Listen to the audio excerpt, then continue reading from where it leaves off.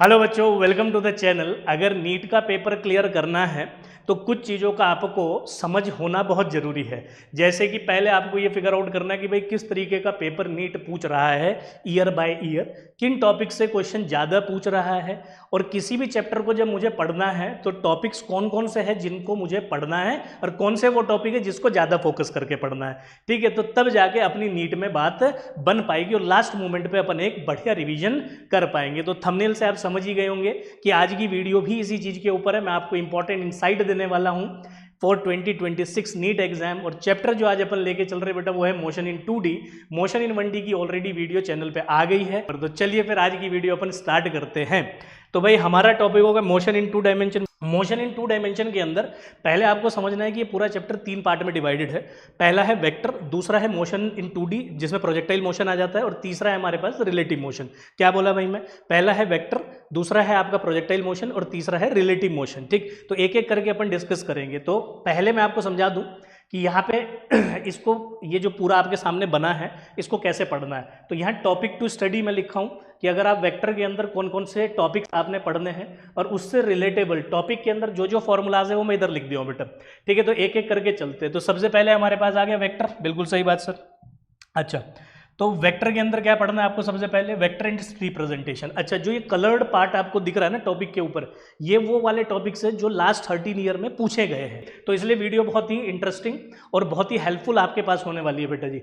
तो देखो, तो पहला हमारे पास वेक्टर एंड रिप्रेजेंटेशन हो गया। दूसरा होगा हमारा position vector and displacement vector. ठीक है, position vector and displacement vector का मतलब क्या हो गया कि जैसे कि ये हमारे पास प्लेन है, इसके अंदर एक पॉइंट है बेटा जी, इसके कोऑर्डिनेट अपने को गिवन है एक्स वाई कॉमा जेड। तो एक रेफरेंस पॉइंट से जो इसकी दूरी होगी उसको अपन क्या बोलेंगे?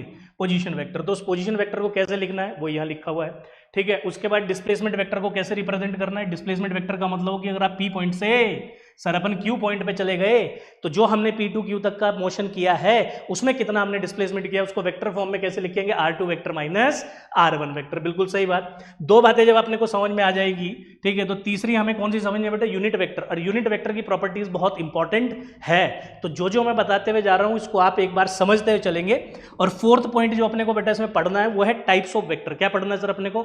Types of vector. ठीक, addition of vector is very important क्योंकि एडिशन ऑफ वेक्टर के ऊपर पहले भी क्वेश्चन पूछा जा चुका है। और अगर मैं वेक्टर की बात करूं तो वेक्टर के रिप्रेजेंटेशन पे ही और एडिशन ऑफ वेक्टर पे ही सिर्फ क्वेश्चन आया है। तो एडिशन ऑफ वेक्टर इंपॉर्टेंट हो गया। मान लीजिए कि ये बेटा जी आपके पास दो वेक्टर है, एक ए वेक्टर है और एक कौन है सर? B vector. तो इन दोनों को जब आप जोड़ोगे तो आपको एक नया वेक्टर मिलेगा, वो हो जाएगा ए वेक्टर प्लस बी वेक्टर। जब कभी भी आप वेक्टर को लिखते हैं तो उसमें दो चीजें आ जाती है सर, क्या क्या? एक आ जाता है बेटा जी उसका मैग्नीट्यूड और एक क्या आ जाती है उसकी? डायरेक्शन। मैग्नीट्यूड को आपका जो निकालने में मदद करेगा वो ट्रायंगल्स और पैरेललोग्राम लो करेंगे। और जो इसमें पहला पॉइंट लिखा है ये वेक्टर को रिप्रेजेंट करने का तरीका है। ये हेड होता है वेक्टर का बेटा, ये टेल होता है। अगर मान लीजिए कि एक वेक्टर का हेड और दूसरे वेक्टर का टेल आपने रखा है तो exterior angle will be the angle between the vector. और अगर दो वेक्टर इस तरीके से रखे कि भाई दोनों का टेल टेल कॉम्बिनेशन में है तो interior angle will be angle between the vector. बहुत इंपॉर्टेंट है, इस पे क्वेश्चन आया है। ठीक है, आप देख पा रहे होंगे। ट्रायंगल्स लो एंड पैरेललोग्राम लो का क्या काम है? मैग्नीट्यूड को बताना और डायरेक्शन को बताना। अगर मैं आर वेक्टर का मैग्नीट्यूड निकालना चाहता हूं तो बेटा ये रहा formula A square plus B square plus 2ab cos theta to the power 1/2। और अगर मुझे इस वेक्टर की डायरेक्शन निकालनी है तो उसके लिए मुझे अल्फा निकालना पड़ेगा, ये वाला एंगल। ठीक है, तो उस अल्फा को मैं कैसे निकाल सकता हूं sir? B sine theta upon A plus B cos theta. फॉर्मूले भी आपको मिल रहे हैं बेटा, ध्यान देंगे। अगला टॉपिक कौन सा पढ़ना है इसमें? ठीक है, बस यही टॉपिक आपको वेक्टर के अंदर पढ़ने हैं। अगला टॉपिक हमारा जो है बेटा वो है Lami's theorem and resolution of vector. अगर तीन वेक्टर कॉन्ग्रुएंट कोप्लेनर है तो तब आपकी लेमीज थ्योरम लगेगी और साथ में आपको उसके साथ साथ रेजोल्यूशन ऑफ वेक्टर भी पढ़ना है। मल्टीप्लीकेशन ऑफ वेक्टर इस चैप्टर के अंदर लास्ट टॉपिक है। मल्टीप्लीकेशन ऑफ वेक्टर इंपॉर्टेंट है पर लास्ट 13 ईयर पे अभी तक इसमें कोई क्वेश्चन स्पॉट नहीं हुआ बेटा। तो अब मल्टीप्लीकेशन के अंदर हमारे पास दो चीजें हैं, डॉट प्रोडक्ट और दूसरा कौन सा प्रोडक्ट है सर? Cross product. आगे बढ़ते हैं। तो ये तो हो गया वेक्टर से रिलेटेड, ये सारे टॉपिक्स आपको पढ़ने हैं। अगर मैं बात करूं तो मोशन इन 2D की बात करता हूं अगली बात। तो मोशन इन 2D का मतलब क्या हो गया कि अगर मान लीजिए कि एक पॉइंट है, एक पॉइंट मास है आपका पी पॉइंट, ठीक है, और ये कहीं इधर की तरफ आपके पास किसी इनिशियल वेलोसिटी यू से चल रहा है तो इसके भाई क्या होगा आपके पास? एक तो इसका एक्स कंपोनेंट होगा और एक क्या होगा इसका? Y component. तो सबसे पहले तो इनिशियल वेलोसिटी का एक्स और वाई कंपोनेंट कैसे लिखा जाता है? अगर ये किसी एक्सेलरेशन से बोल रहे हैं, ये पॉइंट मूव कर रहा है तो वो एक्सेलरेशन कैसे लिखा जाएगा, इसका पोजीशन कैसे लिखा जाएगा। तो सबसे पहली चीज़ तो आपको इन सब का रिप्रेजेंटेशन अच्छे से आना चाहिए। फिर दूसरी बात क्या है, अगर आपका मोशन बेटा जी यूनिफॉर्म मिलता है, कैसा मोशन मिलता है आपको, यूनिफॉर्म, तो ये है अवेलेबल। तो अगर थर्ड पॉइंट की बात करें तो वह बेटा जी विद कांस्टेंट एक्सेलरेशन। अगर हमारे पास बॉडी है ना 2D के अंदर यूनिफॉर्म एक्सेलरेशन से चलती है, क्या मतलब हुआ इसका, जैसे कि ये अपने पास पॉइंट मास हुआ, ठीक है, अब ये आपके पास किसी कांस्टेंट एक्सेलरेशन से चल रहा है। अब इसका जो एक्सेलरेशन कांस्टेंट है वो x में भी है और वो एक्सेलरेशन कांस्टेंट y में भी है। तो जो आपके पास इक्वेशन ऑफ मोशन है ना, इक्वेशन ऑफ मोशन में क्या क्या होता है, equation of uniformly accelerated motion v is equals to u plus a t, s is equals to u t plus half a t square. तो ये सारे फॉर्मूले अब आपके लिए किसके लिए भी एलिजिबल है बेटा जी, एक्स एक्सिस में भी एलिजिबल है और किस में भी है सर, वाई एक्सिस में भी एलिजिबल है। बहुत बढ़िया। तो ये मोशन इन 2D के अंदर आपको समझना है। अब अपन बात कर लेते हैं बेटा प्रोजेक्टाइल मोशन की, ठीक है। तो बेसिकली हमें सिर्फ 2 ही प्रोजेक्टाइल मोशन आपके पढ़ने हैं, तो एक एक करके मैं यहाँ लिखा हूँ। ऑब्लिक प्रोजेक्टाइल मोशन कौन सा मोशन होता है, ऑब्लिक प्रोजेक्टाइल मोशन वो मोशन है जिसको आपने किसी हॉरिजॉन्टल के एंगल पे फेंका है, तो इसका दूसरा नाम एंगुलर प्रोजेक्टाइल मोशन भी है। तो ये मोशन कुछ इस तरीके से होते हुए आपके पास जाएगा। अब अगर मैं बात करूं बेटा जी ऑब्लिक प्रोजेक्टाइल मोशन की, तो ऑब्लिक प्रोजेक्टाइल मोशन के अंदर अपने को क्या क्या पढ़ना है, अपने को उसके जनरल कंपोनेंट और अवेलेबल इक्वेशन पढ़नी है। दूसरा हमारे पास उसमें बेटा कौन कौन से फॉर्मूलेज है वो पढ़ने हैं। मैं फॉर्मूले यहाँ लिख दिया हूँ।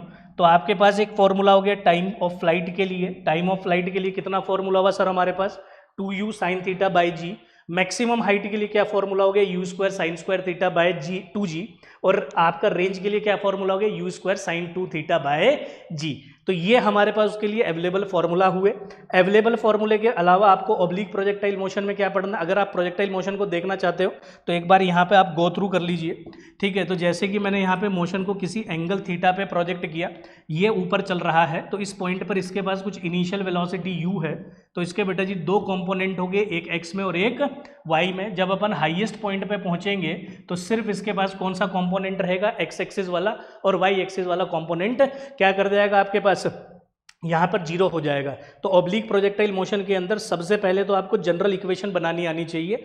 जैसे कि आप देख पा रहे हो कि इसमें है ना, इसमें आपके पास जनरल कंपोनेंट और अवेलेबल इक्वेशन पे क्वेश्चन पूछा गया है, ठीक है। Direct question time of flight पे नहीं आया है, पर मैक्सिमम हाइट को निकालने के लिए डायरेक्ट क्वेश्चन आपके पास बेटा आया हुआ है, ठीक है। तो ऐसे ही आप हर पॉइंट पे अपनी वेलोसिटी, एक्सेलरेशन वगैरह फाइंड कर सकते हैं। कुछ फॉर्मूलेज इसमें और इंपॉर्टेंट है, वो सारे मैं यहाँ लिख दिया हूँ। इंपॉर्टेंट पॉइंट्स अगर आप गो थ्रू करते हो रिलेटेड टू व्हाट सर, आप regarding maximum height and time period, ठीक है। मैक्सिमम हाइट और टाइम पीरियड से रिलेटेड कुछ हमारे पास रिलेशंस है जिनको आप डायरेक्ट याद रखेंगे। जैसे कि सबसे पहला है, अगर थीटा 90 डिग्री है ना, अगर आप जब किसी बॉडी को प्रोजेक्ट किए बेटा, तो उसका अगर आपका थीटा कितना हो जाता है 90 डिग्री, तो मतलब आप उसको ऐसे कुछ प्रोजेक्ट कर देते हो, तो यहाँ थीटा 90 है, तो उस टाइम पर उसकी मैक्सिमम हाइट का फॉर्मूला कितना हो जाएगा sir, you square by 2g। अगर एंगल कॉम्प्लीमेंट्री एंगल्स है, कैसे एंगल्स है हमारे पास, कॉम्प्लीमेंट्री। कॉम्प्लीमेंट्री एंगल मतलब कि ऐसे 2 एंगल जिनका सम अगर अपने पास 90 डिग्री बन जाता है, तो एक एंगल आपका ये मान लेते हैं अपन φ1 और दूसरा आपका ये मान लेते हैं φ2, ठीक है। तो ये जो 2 एंगल है, अगर इन दोनों का सम आपके पास 90 डिग्री आ जाएगा तो ये कॉम्प्लीमेंट्री एंगल होंगे। उस टाइम पर जो पहले वाला प्रोजेक्टाइल मोशन है और जो दूसरे वाला प्रोजेक्टाइल मोशन है, उसकी मैक्सिमम हाइट का रेशियो हमेशा tan स्क्वायर थीटा और टाइम का रेशियो जो है बेटा वो tan थीटा के बराबर आएगा। अगर कोई बॉडी एक ही हाइट को 2 टाइम में ट्रेवल करती है, तुमने कहा सर इसका मतलब क्या है, अगर आप एंगुलर प्रोजेक्टाइल मोशन करते हो तो इस हाइट को आप जरा ऑब्जर्व कर लीजिए, h कितनी है सर ये हमारे पास हाइट, h आप देख लीजिए। अगर ये हाइट हमारे पास h है तो एक बार बॉडी यहाँ से पास की और एक बार आपके पास इसी सेम हाइट से यहाँ से पास की, यहाँ पे आपके ऊपर जाते समय या नीचे जाते समय, तो ये टाइम कितना हो गया t1 यहाँ से पास होने का, और जब यहाँ से पास हुई तो वो टाइम कितना हो गया सर t2। तो आप देखिए बेटा जी वो 2 टाइम अपने को मेंशन कर दिए t1 एंड t2, तो उन दोनों का जो सम होगा है ना, वो किसके बराबर रहेगा, हमेशा टोटल टाइम पीरियड के बराबर, that is 2u sin theta by g। और जो ये मैक्सिमम हाइट है आपकी, इसका फॉर्मूला आप डायरेक्ट याद रख लेंगे बेटा g t1 t2 बाय 2। ऐसे ही अगर इन दोनों टाइम के बीच का डिफरेंस निकाला जाए, मतलब कि ये वाला टाइम निकाला जाए, ठीक है, क्योंकि यहाँ से यहाँ तक तो t2 है, यहाँ से यहाँ तक t1 है, तो ये वाला अगर आप टाइम निकालना चाहते हो तो बेटा इस टाइम का जो है डायरेक्ट फॉर्मूला आप याद रख लेंगे, under root of 8 maximum height minus height और डिवाइडेड बाय आपका जी। ठीक है, अब दूसरी बात पे आते हैं बेटे। तो ये तो हमारे पॉइंट हो गए टाइम पीरियड और मैक्सिमम हाइट से रिलेटेड, तुमने कहा सही बात सर। अब आ जाते हैं रेंज से रिलेटेड टॉपिक्स पे भी बात कर लेते हैं। तो अगर मैं रिगार्डिंग रेंज बात करूंगा बेटा, तो उसमें भी अगर हमारे पास कॉम्प्लीमेंट्री एंगल है तो रेंज कॉम्प्लीमेंट्री एंगल की हमेशा बराबर होती है। पहला पॉइंट आपको ध्यान रखना है। दूसरा, अब उन दोनों का कुछ टाइम होगा तो उन टाइम के प्रोडक्ट की वैल्यू हमेशा 2r/g आएगी सर। किसके बराबर आएगी भाई? 2r/g के बराबर आएगी। मैक्सिमम रेंज आपको कब मिलेगी? जब आपका एंगल ऑफ प्रोजेक्शन 45 डिग्री होगा।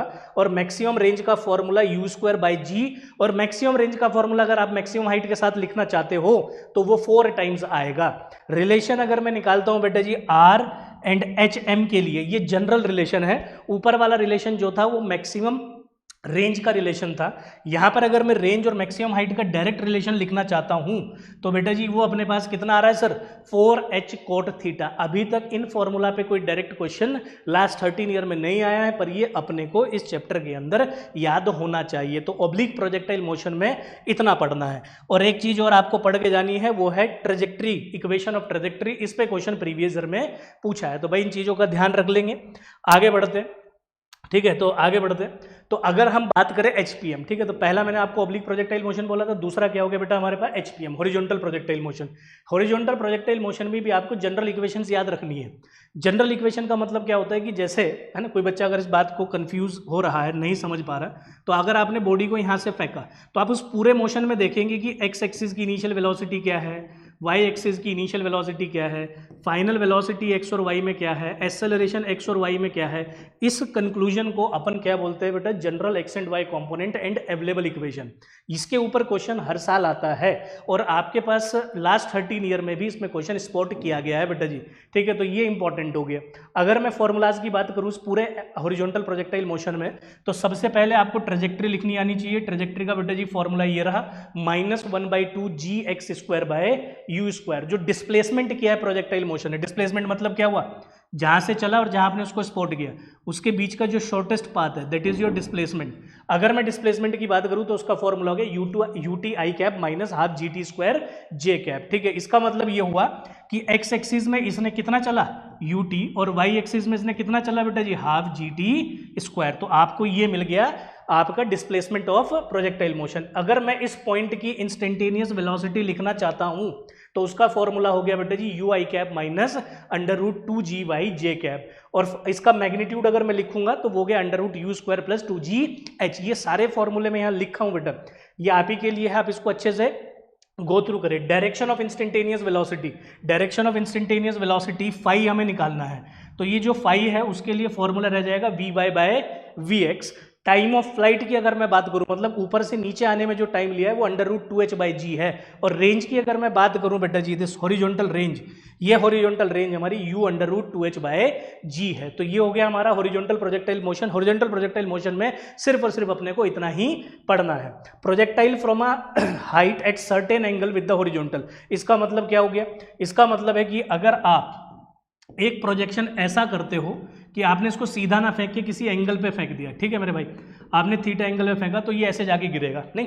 हो सकता है कि आपने इस बॉडी को ऊपर ना फेंक के नीचे की तरफ किसी एंगल पे फेंक दिया, ठीक है, ऐसे भी तो फेंक सकते हो, तो ये आगे मेरे भाई नीचे गिरेगा ऐसे। ठीक है, तो इन दोनों सिचुएशन में आपको कुछ नहीं करना, आपको अपना कंपोनेंट्स बनाना है बस खाली, है ना, जिसको बोलते हैं अपन क्या बोलते हैं इसको कि भाई general x and y component बनाने। बस आपने क्या बनाने? General x and y component. और जो जो आपके पास अवेलेबल इक्वेशंस होगी, जैसे कि वर्टिकल मोशन के अंदर, इस मोशन के अंदर जो वर्टिकली बॉडी मूव कर रही है वो ग्रेविटी के अंडर मूव कर रही है, तो आपकी यूनिफॉर्मली एक्सेलरेटेड इक्वेशन इसके अंदर यूज होगी, है ना। यूनिफॉर्मली एक्सेलरेटेड मोशन की जो 3 इक्वेशन है वो तीनों इक्वेशन इसके अंदर आपके लिए यूज हो जाएगी। ठीक है, तो इन क्वेश्चन को आप ऐसे परफॉर्म कर सकते हो।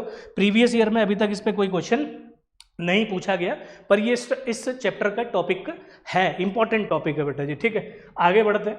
Minimum velocity and angle to hit a given point, क्या मतलब हुआ इसका? इसका मतलब ये हुआ कि भाई अगर आप, है ना, इसका मतलब जरा समझ लेते हैं एक बार। अगर आप ने क्या किया, इसका मतलब समझ लेते हैं, आपने यहाँ से किसी बॉडी को प्रोजेक्ट किया, ठीक है, और ये ऐसे जाके यहाँ किसी एक पॉइंट को हिट करती है, ठीक है, तो इसका ये x हो गया, ये y हो गया, तो इसका कंपोनेंट कितना बन गया सर, x, y। तो यहाँ तक जब वो इसको जाके हिट करेगी तो आपको क्या क्या कंक्लूड करने के लिए बोल सकता है वो, तो वो कंक्लूड आपसे ये करा सकता है कि मुझे बताओ मिनिमम वेलोसिटी कितनी है, कि भाई जाके वो पाके भी उसको पॉइंट को हिट कर दे तो उसकी मिनिमम वेलोसिटी होगी √g। क्या होगी सर हमारे पास, √g bracket y plus √x² plus y², और कितने एंगल पे मैं उसको फेंकूं तो वो हो गया u²/gx। बेटा जी ये फॉर्मूला आपके पास इंपॉर्टेंट है, डायरेक्ट आप याद रखेंगे, पेपर में आया आपने डायरेक्ट यूज कर देना एकदम से, ठीक।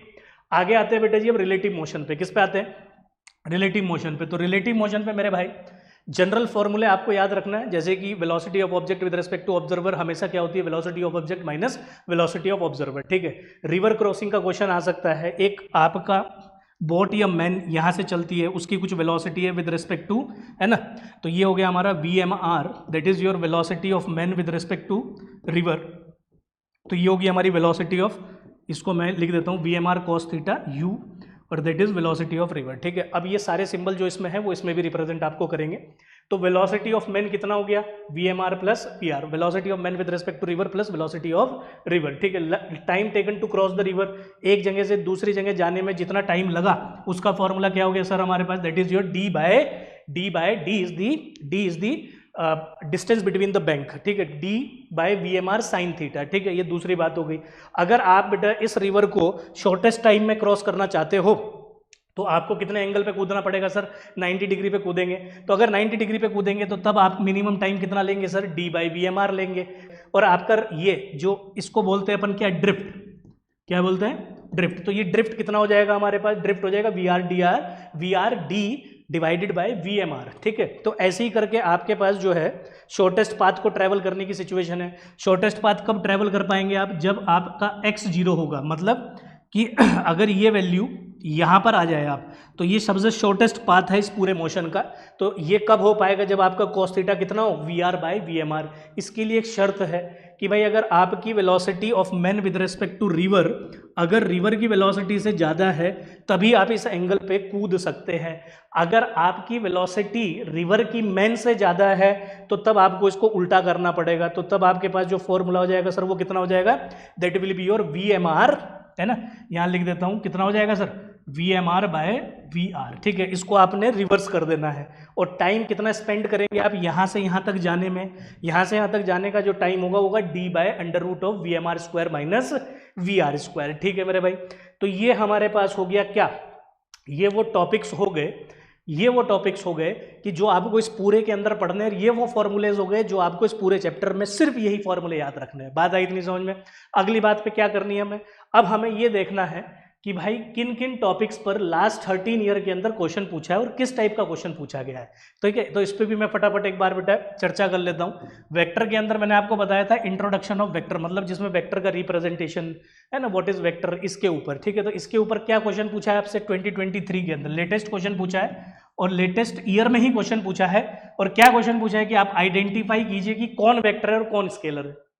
नहीं, आपसे सिर्फ यही पूछ लिया कि भाई कौन वेक्टर है कौन स्केलर है, आपको 4 ऑप्शन दिए, आप देख के तुरंत बता देंगे। तो इस टाइप का क्वेश्चन 2023 में आया है। एडिशन ऑफ वेक्टर में क्या पूछा है, आपसे पूछा है कि find the angle between the 2 vector. आपको मान लीजिए कि ये 2 वेक्टर दे दिए, नहीं आप ऐसे समझ लीजिए, ये मेरे भाई आपको 2 वेक्टर दे दिए, एक ए वेक्टर दे दिया, ऐसे कुछ करके एक बी वेक्टर दे दिया, इन दोनों के बीच का एंगल पूछ लिया। ठीक, ये एडिशन ऑफ वेक्टर का डायरेक्ट क्वेश्चन आया हुआ है। चेंज इन वेलोसिटी पूछ लिया आपसे। चेंज इन वेलोसिटी का मतलब ये होगा कि भाई एक कोई बॉडी थी, वो पहले इधर की साइड चल रही थी ईस्ट की तरफ, फिर उसने मान लीजिए आपका नॉर्थ ईस्ट की तरफ को चलना स्टार्ट कर दिया, तो आप बताइए कि आपका जो वेलोसिटी में चेंज हुआ है वो कितना हुआ है। ठीक है, तो ये हो गया चेंज इन वेलोसिटी का क्वेश्चन। तो final velocity minus initial velocity, बहुत बढ़िया। अगर हम मोशन इन 2D, देखो वेक्टर में सिर्फ यही क्वेश्चन पूछे, लास्ट 13 ईयर का एनालिसिस मैं आपको दे रहा हूँ, तो लास्ट 13 ईयर के अंदर यही क्वेश्चन पूछे, पर आपको टॉपिक सारे पढ़ने भाई। ठीक है, ये वो टॉपिक है भाई जिन पे प्रोबेबिलिटी ऑफ क्वेश्चन हाई है। ठीक है बेटा, तो आगे बढ़ते हैं। तो अगर मैं मोशन इन 2D की बात करूं तो यूनिफॉर्म मोशन है ना, और एक आपका विद कांस्टेंट एक्सेलरेशन। अभी बात बताई, सिर्फ 2 ही टाइप के मोशन इसमें होते हैं। तो अगर यूनिफॉर्म मोशन की मैं बात करूं तो एक पार्टिकल एक्स वाई में मूव कर रहा है और आपको उसकी एवरेज वेलोसिटी निकालनी है। तो एवरेज वेलोसिटी का क्या फॉर्मूला हो गया sir, total distance, total displacement upon total time, तो that is your delta R vector by dt। ठीक है, तो ये आपके पास इसमें यूज़ करना है आपको खाली, ठीक है। और ये क्वेश्चन इसका इंपॉर्टेंट है, ये कई ईयर्स में आ चुका है, 14 में भी आया, 15 में भी आया और फिर 23 में फिर से आ गया बेटा इसी टाइप के कॉन्सेप्ट पे क्वेश्चन, ठीक है। तो आप ध्यान दे लेंगे इस बात को। अगर मैं कांस्टेंट एक्सेलरेशन की बात करूं तो particle has constant acceleration in x and y both. एक ऐसा क्वेश्चन आपसे दिया गया है कि जिसमें जो बॉडी मूव कर रही है एक्स वाई प्लेन के अंदर, अभी तक मान लेते हैं, मैं ऐसा ही मोशन मान लेता हूं, तो इसका एक्स एक्सिस का एक्सेलरेशन भी कांस्टेंट है और वाई एक्सिस का एक्सेलरेशन भी कांस्टेंट है। तो तब आप क्या करेंगे, तो मैं वो अभी वीडियो के अंदर बता चुका हूं। तो इसके ऊपर भी आपसे बेटा 2021 में क्वेश्चन पूछा गया है। आगे बढ़ते हैं। अब हमारा प्रोजेक्टाइल मोशन की अगर मैं बात करूं तो ऑब्लिक प्रोजेक्टाइल मोशन पे क्वेश्चन आया है। ऑब्लिक प्रोजेक्टाइल मोशन पे किस चीज पे क्वेश्चन आया है, कॉन्सेप्चुअल मतलब वही general x and y equation के ऊपर क्वेश्चन पूछा गया है और ये 13 में पूछा था। फिर सर्कुलर प्लस प्रोजेक्टाइल मोशन दोनों को क्लब करके क्वेश्चन पूछा गया है, ठीक है बेटा। तो मतलब प्रोजेक्टाइल मोशन में सर्कुलर मोशन भी आ गया। तुमने कहा सर ये कैसे आ जाएगा, आपको बोल दिया कि एक सर्कुलर मोशन हो रहा है और सर्कुलर मोशन की वेलोसिटी आपको नहीं बताई, पर सर्कुलर मोशन की और सारी टर्मिनोलॉजीज आपको दे दी, तो यहां से आप वेलोसिटी निकाल लेंगे। और फिर बोल दिया कि इसी वेलोसिटी से आपने प्रोजेक्टाइल फायर कर दिया यहाँ पे, तो तब ये प्रोजेक्टाइल के साथ क्लब हो गया। तो इसका मतलब सर्कुलर प्लस प्रोजेक्टाइल मोशन दोनों के कॉन्सेप्ट को इसमें यूज किया गया बेटा। ये कब आया सर क्वेश्चन, 2021 में। मैक्सिमम हाइट के ऊपर क्वेश्चन आया 2 साल अभी बैक टू बैक 2023 में और 24 के अंदर, ठीक है भाई। और आपका जो है इक्वेशन ऑफ ट्रेजेक्ट्री पे 2014 में क्वेश्चन आया है, ठीक है। तो ये वो टॉपिक्स हो गए। फिर मैं रिपीट कर दे रहा हूँ जो 13 ईयर में पूछे गए और किस टाइप के क्वेश्चन पूछे गए बेटा। तो अगर मैं हॉरिजॉन्टल प्रोजेक्टाइल मोशन की बात करूँ तो इसमें 2 प्रोजेक्टाइल फेंके गए हैं डिफरेंट पॉइंट से और फिर उनके बीच का डिस्टेंस पूछ लिया या उनके बीच का नीचे आने का जो टाइम है, टाइम का रेशियो क्या है, ये सब वो आपसे पूछ लेगा बेटा, ठीक है। तो इसलिए हॉरिजॉन्टल प्रोजेक्टाइल मोशन के जो फॉर्मूले मैं लिखा हूँ उनको अच्छे से गो थ्रू कर लेंगे बेटा। ये हमारे पास वो चीज़ें हैं जिनसे क्वेश्चन पूछा गया है बेटा, और ये वो टॉपिक्स है जो आपको पढ़ने और ये फॉर्मूलाज है जो आपको याद रखने हैं बेटा जी, ठीक।